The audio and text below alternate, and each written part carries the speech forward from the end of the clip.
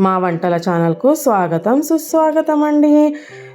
Sweet corn అనగానే ఎప్పుడు ఉడకపెట్టుకొని లేకుంటే ఫ్రై చేసుకొని తింటాం కదా.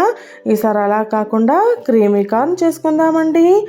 కార్న్ ఫ్లెక్స్ని ఒక జార్లోకి వేసుకొని అదరాబదరాగా మిక్సీకి వేసుకోండి. ఒక గిన్నెలో కొద్దిగా నూనె వేసుకొని కొద్దిగా కారం, కొద్దిగా జీలకర్ర పొడి, కొద్దిగా అల్లం వెల్లుల్లి పేస్ట్, కొద్దిగా కస్తూరి మేతి, కొద్దిగా కొత్తిమీర, కొద్దిగా బ్లాక్ సాల్ట్, కొద్దిగా చాట్ మసాలా వేసుకోండి. కొద్దిగా నిమ్మపండు పిండుకోండి. కొద్దిగా పెరుగు వేసుకోండి. ఒక స్పూన్ వెన్న వేసుకోండి. అంతా బాగా కలుపుకోండి.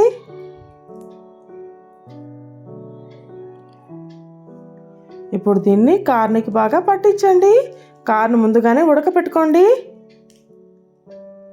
ఉడకపెట్టిన కార్న్కి ఇలా బాగా పట్టించుకొని మనం వేసుకున్నాం కదా కార్న్ ఫ్లెక్స్ పొడి, అందులో దొర్లించుకోండి.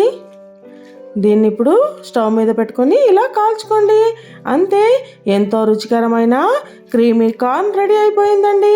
మీరు ఒకసారి ట్రై చేసి చూడండి. నచ్చినట్లయితే మా వంటల ఛానల్ను సబ్స్క్రైబ్ చేసుకోండి మరియు కొత్త రుచులను ఆస్వాదించండి.